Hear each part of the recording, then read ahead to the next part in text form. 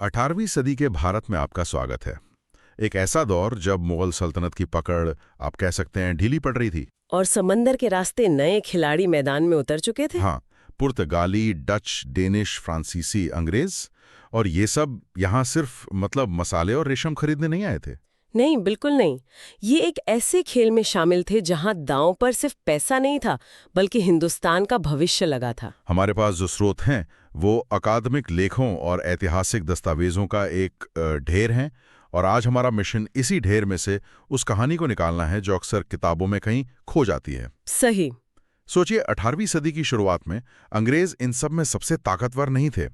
Dutch company मतलब VOC, वो तो उनसे कहीं ज्यादा अमीर और बड़ी थी। बहुत ज्यादा।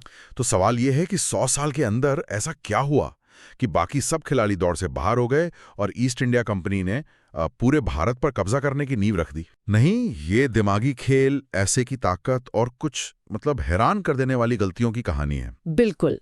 आज हम इसी पहेली को सुलझाने की कोशिश करेंगे। हम देखेंगे कि कैसे व्यापार के लिए बनी कंपनियां फौज रखने लगी, कैसे भारतीय राजाओं की आपसी दुश्मनी उनके लिए एक सुनहरा मौका बन गई, और कैसे आखिर में सिर्फ एक कंपनी ही विजेता बनकर उभरी। और हम कुछ ऐसे किरदारों से भी मिलेंगे जिनके बारे में ज्यादा बात नहीं होती। हाँ, जैसे डच और डेनिश, जिनकी मौजूदगी इस पूरे समीकरण को और भी दिलचस्प बना देती है। तो चलिए मैदान में उतरे इन खिलाड़ियों से ही शुरू करते हैं। पुर्तगाली तो सबसे पहले आए थे, लेकिन 18वीं सदी तक उनका असर गोवा और कुछ तटीय इलाकों तक ही सीमित था। हाँ, उनका जोर कम हो चुका था। असली मुकाबला तो बाकियों में था।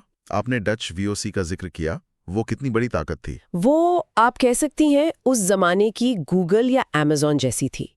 वेरेंस्टर अस्त-इंडिसche कंपनी यानी वीओसी को दुनिया की पहली मल्टीनेशनल कॉरपोरेशन माना जाता है। अच्छा। और इसके साइज का अंदाजा आप इसी बात से लगा सकती हैं कि अपने लगभग 200 साल के इतिहास में इस अकेले कंपनी ने एशिया में व्यापार करने के लिए करीब 10 लाख यूरोपीय लोगों को जहाज़ों पर भेजा। 10 लाख लोग, वो भी 17वीं 8वीं सदी में? हाँ, 10 लाख। ये तो आज के ज़माने में भी एक बहुत बड़ा नंबर है। तो वीओसी सिर्फ एक कंपनी नहीं थी, वो अपने आप में एक देश जैसी ताकत रखती थी। बिल्कुल। ये संख्या उस दौर में बाकी सभी यूरोपीय कंपनियों द्वारा भेजे गए लोगों की कुल संख्या से भी ज्यादा थी। उनके पास अपना जहाजी बेड़ा था, अपनी सेना थी, और वो संधियां कर सकते थे, युद्ध छेड़ सकते थे। तो वो अंग्रेजों से कहीं ज्यादा शक्तिशाली थे शुरुआत में। कहीं ज्यादा। लेकिन उनकी दिलचस्पी भारत से ज्यादा इंडोनेशिया के मसाला द्वीपों में थी। भारत उनके लिए एक साइड बिजनेस जैसा था। अच्छा, तो डच बड़े खिलाड़ी थे, लेकिन उनका फोकस कहीं और था। और डेनमार्क की ईस्ट इंडिया कंपनी का नाम तो शायद ही किसी ने सुना हो। और उनकी कहानी इस पूरे दौर की सबसे अनोखी कहानियों में से एक है। उन्होंने 1620 में तमिलनाडु के तट पर ट्रैंकेबार नाम की एक छोटी सी बस्ती बसाई। ट्रैंकेबार? हाँ। अब यहाँ एक दिलचस्प मोड़ आता है। 1639 के बाद एक ऐसा वक्त आया जब पूरे 30 साल तक डेनमार्क से एक भी जहाज ट्रैंकेबार नहीं पहुंचा। 30 साल? कोई चिट्ठी नहीं, कोई पैसा नहीं, कोई मदद नहीं? कुछ भी नहीं। यूरोप से उनका संपर्क पूरी तरह कट गया। तो क्या हुआ उस कॉलोनी का? खत्म हो गई होगी? यही तो हैरान करने वाली बात है। नहीं हुई। वहां बसे मुट्ठी भर डेनिश लोगों ने हार नहीं मानी। उन्होंने न केवल खुद को जिंदा रखा, बल्कि लोकल ट्रेड में घुसकर और यहाँ तक कि मुगल जहाजों पर थोड़ी बहुत समुद्री डकैती करके अपनी कॉलोनी को और मजबूत बना लिया। क्या बात है! वो पूरी तरह आत्मनिर्भर हो गए। जहाज आखिरकार वहां पहुंचा तो जहाज के कैप्टन और क्रू की आंखें फटी रह गईं। उन्होंने देखा कि कॉलोनी न सिर्फ मौजूद है, बल्कि पहले से ज्यादा अमीर और फल फूल रही है। ये तो वाकई कमाल है। इसका मतलब है कि जमीन पर मौजूद लोगों की हिम्मत और कह सकते हैं जुगाड़ से भी इतिहास बनता है। आपने बिल्कुल सही पकड़ा। लेकिन शायद उनकी यही छोटी मौजूदगी उन्हें बड़ी तस्वीर से बाहर रखती थी। असली मुकाबला तो दो ऐसी ताकतों के बीच था जिनकी महत्वाकांक्षाएं सिर्फ एक छोटी बस्ती तक सीमित नहीं थीं।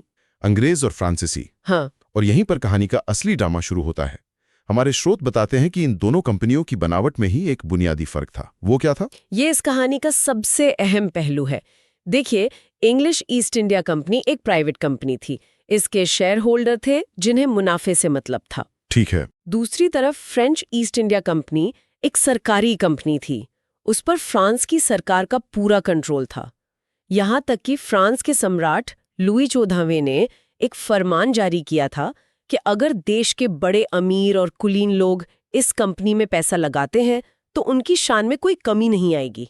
एक मिनट, लेकिन क्या सरकारी नियंत्रण हमेशा बुरा होता है?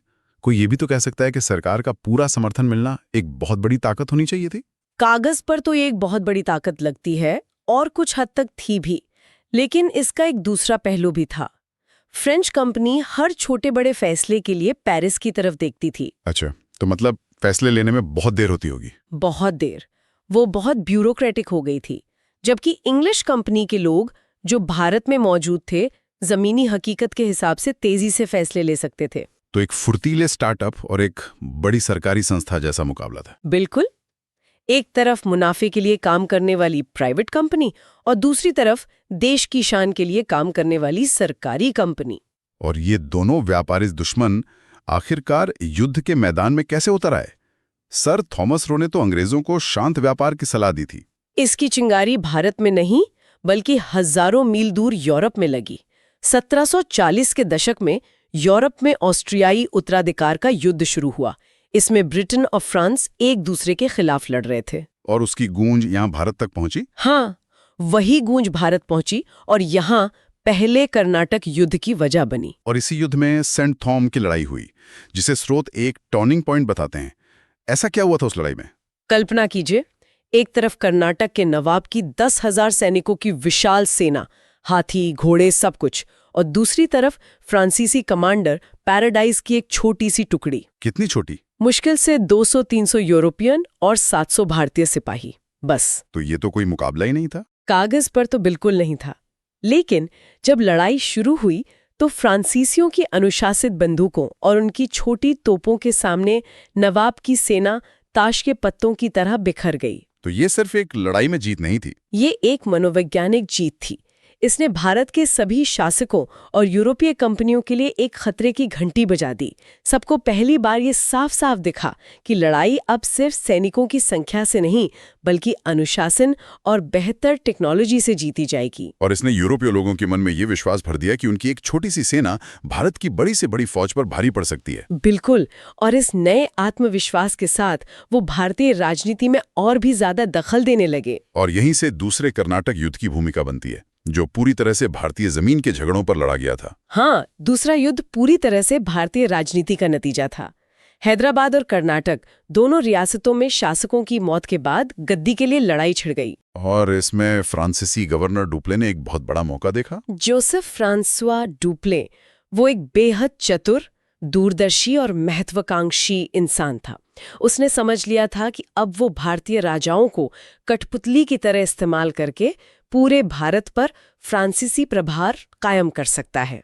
तो उसने अपनी चालें चलनी शुरू की। बिल्कुल। उसने हैदराबाद की गद्दी के लिए मुजफ्फरजंग और कर्नाटक की नवाबी के लिए चंदा साहिब का समर्थन किया।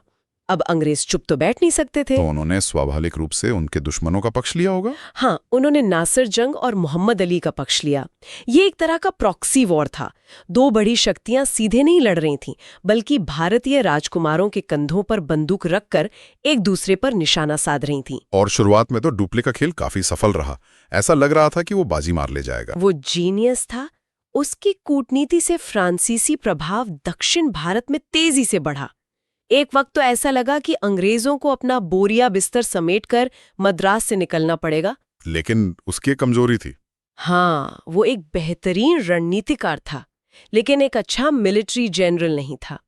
और दूसरी तरफ अंग्रेजों के पास एक ऐसा शख्स था जो दिलेर भी था और किस्मत का धनी भी। Robert Clive.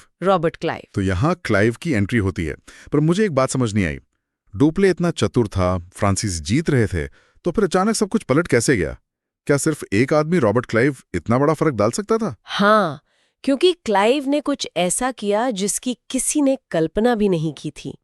1751 में जब फ्रांसीसियों ने त्रिचिनोपोली के किले में अंग्रेजों के सहयोगी मोहम्मद अली को घेर रखा था और उनकी हार तय लग रही थी, तब क्लाइव ने अपना प्लान बनाया। हाँ, 25 साल के रॉबर्ट क्लाइव ने एक बहुत ही ऑडेशियस प्लान बनाया। उसने कहा कि दुश्मन को यहाँ से हटाने का सबसे अच्छा तरीका है कि हम सीधे उनकी राजधानी आरकोट पर हमला कर दें। मतलब दुश्मन के घर में घुस के हल्ला करो। एग्जैक्टली। ये एक बहुत बड़ा जुआ था। क्लाइव सिर्फ 200 अंग्रेज और 300 भारतीय सिपाहियों के साथ आरकोट पहुंचा और उस पर आसानी से कब्जा कर लिया। और फिर अब चंदा साहिब को अपनी राजधानी बचाने के लिए एक बड़ी सेना त्रिचनोपोली से हटानी पड़ी। उन्होंने आरकोट को 53 दिनों तक घेरे रखा, लेकिन क्लाइव और उसके मुट्ठी भर सैनिकों ने हार नहीं मानी। और आरकोट की इस घेराबंदी ने पूरे युद्ध का रुख पलट दिया। बिल्कुल, इसने डुप्ले की अजय होने की छवि को तोड़ दिया और रॉबर्ट क्लाइव को एक हीरो बना दिया। तो आरकोट की वजह से डुप्ले का प्लान चौपट हो गया। लेकिन डुप्ले जैसे शातिर खिलाड़ी का अंत कैसे हुआ? उसे तो वापस कोई और चाल चलनी चाहिए थी। वो चलता, लेकिन उसकी अपनी ही कंपनी ने उसके पैर खींच लिए। डुप्ले की राजनीतिक योजनाओं और लड़ाइयों में पैसा पानी की तरह बह रहा था। अच्छा, तो कंपनी को नुकसान हो रहा था। बहुत ज्यादा। फ्रेंच ईस्ट इंडिया कंपनी के पेरिस में बैठे डायरेक्टर्स इस नुकसान से तंग आ गए थे। उन्हें लगा कि डुप्ले साम्राज्य बनाने के चक्कर में कंपनी को दिवालिया कर देगा। उन्हें व्यापार में दिलचस्पी थी, साम्राज्य में नहीं। सही। इसलिए 1754 में उन्होंने एक ऐसी गलती की जो फ्रांसीसियों को बहुत भारी पड़ी। उन्होंने डुप्ले को वापस फ्रांस बुला लिया। हाँ, उन्होंने अपने सबसे बेहतरीन खिलाड़ी को मैच के बीच में ही बाहर कर दिया। और यही उनके लिए एक आत्मघाती कदम साबित हुआ। बिल्कुल। डुप्ले के जाने से फ्रांसीसियों के पास नेतृत्व का जो खालीपन आया, उसे वो फिर कभी भर नहीं पाए। और इसके तुरंत बाद तीसरा और आखिरी कर्नाटक युद्ध शुरू हो गया, जो असल में यूरोप में चल रहे 7 वर्षीय युद्ध का ही एक हिस्सा था। हाँ, और इस बार लड़ाई सिर्फ दक्षिण भारत तक सीमित नहीं रही। इस आखिरी दौर में निर्णायक पल कौन सा था? 1760 में वैंडी वॉश की लड़ाई। ये एक आमने सामने का निर्णायक टकराव था। इसमें अंग्रेज जनरल सर आयरकूट ने फ्रांसीसी सेना को बुरी तरह हराया और फ्रांसीसी कमांडर बुस्सी को बंदी बना लिया गया। हाँ, इस एक हार ने फ्रांसीसियों की कमर तोड़ दी। अगले ही साल 1761 में उनकी राजधानी पौंडीचेरी पर भी अंग्रेजों का कब्जा हो गया। और फिर 1763 की पेरिस संधि से युद्ध खत्म हुआ। सही। संधि के तहत फ्रांसीसियों को उनकी बस्तियां तो वापस मिल गईं, लेकिन एक शर्त के साथ। शर्त क्या थी? कि वो अब वहां ना तो किलेबंदी कर सकते हैं, ना ही सेना रख सकते हैं। भारत में एक साम्राज्य बनाने का उनका सपना हमेशा के लिए टूट गया। तो अब हम वापस अपने उसी बड़े सवाल पर आते हैं। आखिर अंग्रेज ही क्यों जीते? ये किस्मत थी, या उनकी रणनीति बेहतर थी, या फिर फ्रांसीसियों की गलतियां थीं? मुख्य कारण सामने आते हैं। सबसे पहला और शायद सबसे जरूरी कारण था अंग्रेजों की नेवल सुप्रीमेसी। अच्छा, मतलब समुद्र पर उनका कंट्रोल था। हाँ, जिसका मतलब था वो यूरोप से मदद और बंगाल जैसे अपने इलाकों से पैसा और सैनिक आसानी से ला ले जा सकते थे, जबकि फ्रांसीसियों के लिए ये मुश्किल था। ठीक है। दूसरा कारण? दूसरा कारण था दोनों कंपनियों की बनावट, जिसकी हमने बात की। इंग्लिश कंपनी प्राइवेट थी, फुर्तीली थी।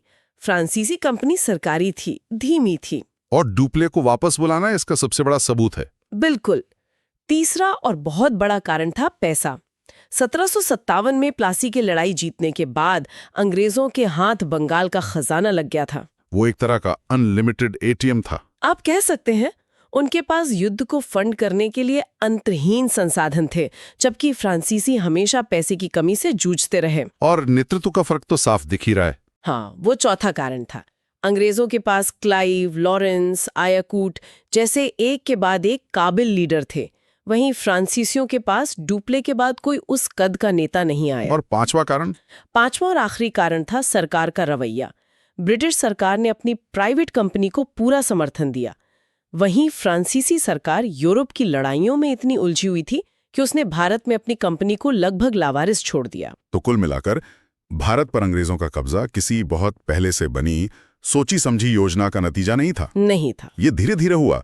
इसकी शुरुआत व्यापारिक होड़ से हुई, जिसे भारत की राजनीतिक अस्थिरता ने हवा दी। और अंत में अंग्रेजों ने अपनी बेहतर नेवी, बंगाल से मिले बेशुमार पैसे और क्लाइव जैसे लीडरों के दम पर अपने सभी यूरोपीय दुश्मनों को इस खेल से बाहर कर दिया। और अंत में श्रोताओं के लिए सोचने के लिए एक विचार छोड़ते हैं। जिस तरह इन ट्रेडिंग कंपनियों ने स्थानीय राजाओं के झगड़ों का फायदा उठाया, युद्ध लड़ने के लिए फाइनेंशियल मार्केट से पैसा उठाया और अपनी फौजी ताकत का इस्तेमाल सीधे सीधे मुनाफा कमाने के लिए किया, क्या आज की दुनिया में भी हम कॉरपोरेट और देश की ताकत के बीच ऐसे ही समीकरणों की झलक नहीं देखते? ये इतिहास हमें याद दिलाता है कि जब व्यापार और राजनीति की सीमाएं धुंधली होने लगती हैं, तो उसके परिणाम कितने अप्रत्याशित और दूरगामी हो सकते हैं।